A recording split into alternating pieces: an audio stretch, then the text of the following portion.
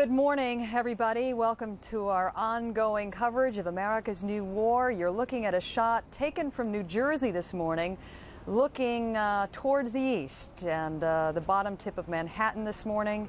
Smoke continuing to rise from ground zero. Welcome back. I'm Paula Zahn reporting this morning from New York City. Bill Hemmer continues to join us. He is at Ground Zero. He will file reports all morning long. Joining me from Washington is senior White House correspondent John King. John, you'll be taking a number of questions that we've asked people to email to our team here this morning. I know you're ready. Also in Atlanta, at our investigation desk, Miles O'Brien. Wanted to quickly bring you up to date on some of the headlines this morning that I'd love to share with you. What I can tell you in New York City, as we look at some of the folks, pictures of rescuers digging through the rubble, for the first time since the 1800s, since 1883, there will be ferry service from one of the boroughs of New York City, Brooklyn, carrying workers into Manhattan. That is because the Brooklyn Bridge is closed and the Brooklyn Battery Tunnel is closed. It is going to be a mess here tomorrow morning, as even though most of the subways are up and running tomorrow, a lot of folks who are going back to work to Monday have not been at their offices since Tuesday, and not all the arteries heading south are open at this hour, so they're going to find difficulty dealing with all this uncertainty. We're going to come back to the broader headlines in just a moment, but I'd like to catch up with Miles, who's standing by at the investigation desk. Miles? Paulo, just for the latest on America's New War, there has been a second arrest in connection with Tuesday's attacks. Details are pretty sketchy about this, but the Justice Department says the man was wanted as a material witness in all of this. This is the second material witness arrest that we've had to report to you. Pakistan. Significant development here. Pakistan will ask Afghanistan's ruling party to hand over suspected terrorist Osama bin Laden, the prime suspect in all of this, or face the possibility of military action. The head of Pakistan's intelligence agency is expected to take the message to the Taliban, the leaders of Afghanistan, within the next 24 hours. And moving a little closer to home, the U.S. stock markets closed since Tuesday's attacks, will reopen tomorrow morning. The longest shutdown since World War I. The New York Stock Exchange will open with 2 minutes of silence in memory of those who died in the attacks. Now, we know you have questions and comments about the attacks and the potential U.S. response to them. We invite you to send them to us. The address is attack@cnn.com. Our reporters and our experts and everybody we have stationed all around the world will attempt to answer your questions just ahead. So send those in now. Attack@cnn.com. Paula. And I know, Miles, you're going to take a stab at a lot of those. Look forward to talking to you in a little bit. Earlier this morning, we were on live with Tom Mateer, who has been reporting from Islamabad, Pakistan, talking a little bit about what the reaction is to the Pakistani leadership saying they will send a delegation to Afghanistan tomorrow to demand that the ruling party there, the Taliban, releases Osama bin Laden to them. Right now, I want to go to a report that Tom Mateer just filed just minutes ago with an even more up-to-date perspective. Sources tell CNN that President Musharraf will indeed send a representative into Kandahar, into Afghanistan, to meet with Mullah Omar tomorrow, and they will provide an ultimatum to the Taliban to hand over Osama bin Laden in 3 days or face a huge military operation. We also have been getting some more details about the phone conversation last night between the Pakistani president and U.S. President George W. Bush. What the Pakistanis want for the cooperation in any military operation would be U.S. efforts to relieve the economic suffering here in Pakistan. The U.S. has sanctions in place here, also restructuring the debt of $30 billion here in Pakistan. They also are asking the United States to help Pakistan in its dispute with India over the Kashmir region, that disputed region, asking the United States to play a more active role. And they've also asked that India and Israel not be involved in the operation to get Osama bin Laden, if indeed he is the one they go after, if there is indeed a military operation. Also, they do say that Osama bin Laden, they say holds the key to war or no war in this region. Now, it is a bit unsettling right now what's going on behind the scenes. There is a briefing going on all day long. The Pakistani president has been meeting with editorial writers, scholars, and even religious leaders inside the president's office today to brief them on the cooperation that's going to be offered to the United States. Sometime in the next 24 to 48 hours, we expect the Pakistani president to go on national television here and explain it to the people. But there is a bit of confidence building going on right now all day in these meetings, which are expected to run late into the night, maybe up till midnight, trying to explain his government's position to his people. Once again, that was Tom Mintier filing that report just moments ago from Islamabad, Pakistan. Right now, let's head back to Washington, where John King is standing by.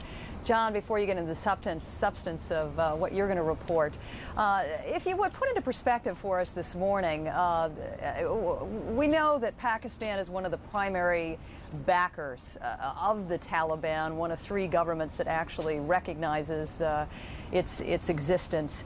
How much power does Pakistan really have over the Taliban at this point with this request it's making? Well, certainly some would argue very little, but from the U.S. side, the most important part of this development is that Pakistan is not only supporting the United States here, but publicly supporting the United States. A key distinction, perhaps not clear to all our viewers why it makes such a big distinction, but with Pakistan publicly demanding that Mr. bin Laden be turned over, that gives Mr. Bush a huge lift as he tries to build this international coalition.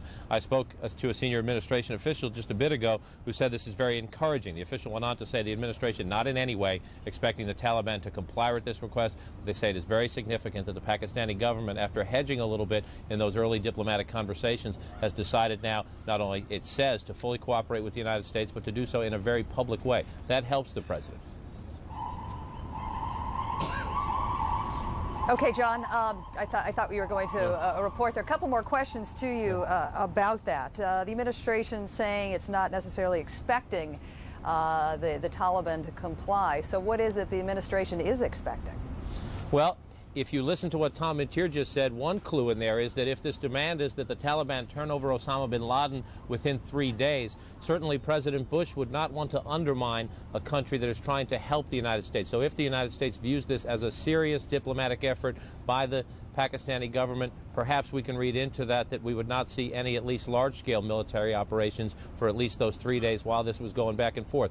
Also helps the administration. We are told by senior officials the president is directly and sternly pressuring the government of Saudi Arabia to break diplomatic ties with the Taliban and to crack down on wealthy Saudi businessmen who supply Mr. bin Laden with financial resources. With Pakistan stepping out in a public way, that gives the administration additional leverage against the Saudi government. Now, for more on all of this and on the president's other challenges, I'd like to bring in my colleague Major Garrett over at the White House. Major, challenge number one for the president, building an international coalition, preparing and narrowing down his military options.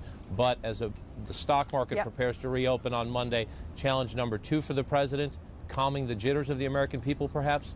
Indeed, John, let's take them in order. Challenge number one, assembling that international coalition. Some positive news for the administration on Saturday. Not just Pakistan's efforts, its public efforts to support the administration generally in a military campaign, should it come to that, against Afghanistan, but now this very aggressive effort endorsed by the president of Pakistan to call for the handing over of Osama bin Laden. Other encouraging developments on Saturday.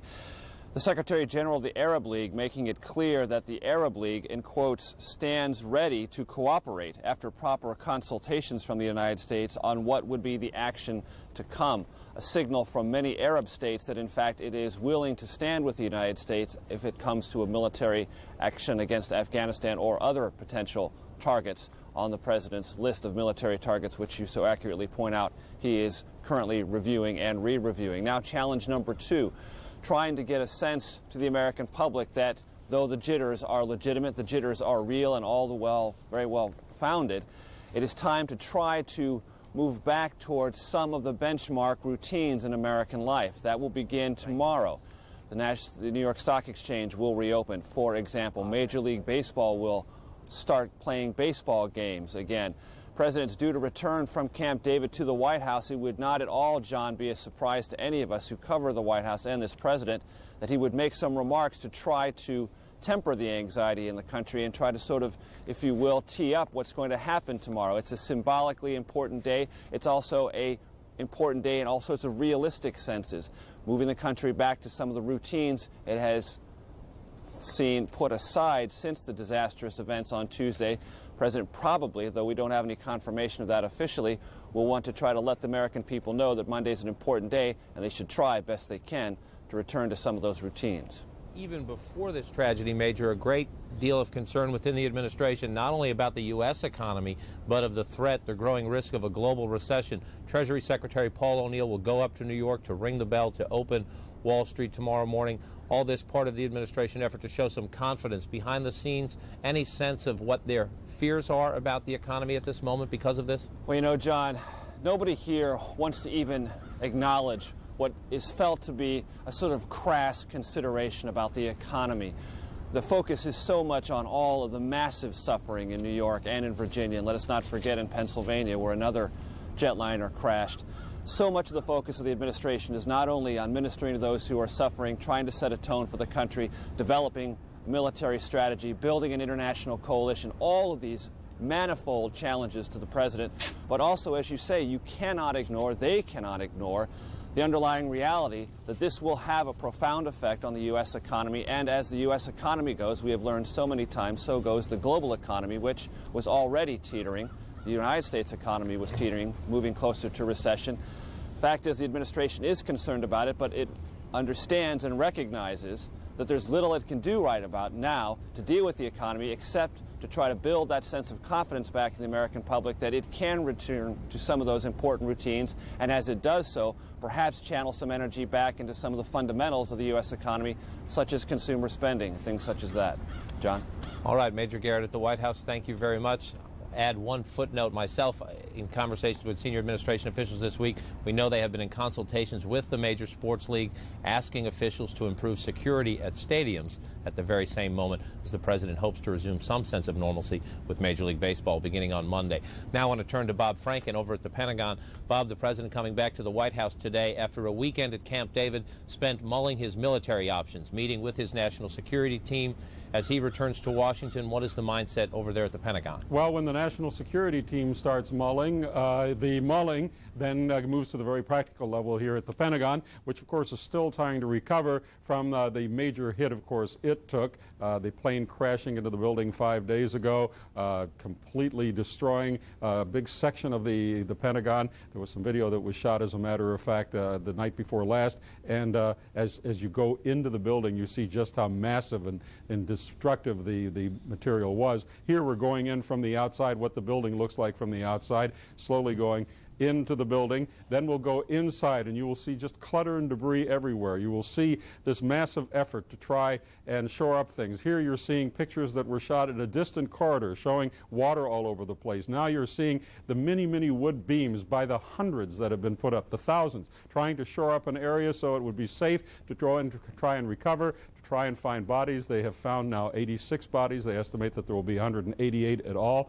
This is just about 5 days after the plane hit. You can see just how massive the destruction was, as you might expect. And again, those wood beams are really the safety what protects the workers from collapse. That's always been such a big problem. Wherever you look, you see devastation. Those steel beams, by the way, were part of a reinforcement inside, which caused the area not to collapse immediately, and that saved any number of lives, according to people. There had just been a renovation that was going on. You can see the windows there. Those windows, in fact, stayed intact. They were blast resistant, and it's been a big effort to get the heavy machinery in, as you can see. Offices just knocked askew all over the place. So that's what the situation is inside the Pentagon. In the affected area, John, everybody has been moved from that area, of course, and in the other areas where they've been moved, there is honest planning going on. Planning, first of all, that involves the reserve call-up. 35,000 reservists are in the process of being called up. Plans are being made, specific units being identified, functions being carried out in all the various services for what's called the Homeland Defense. At the same time, other planning for the larger issue, and that is the issue of the retaliation and what the administration is calling a long-range war against terrorism. John? Bob, as Major Garrett just noted, it can seem at times in poor taste to revisit some of the political debates that were going on in Washington prior to this catastrophe. But one of them, I think,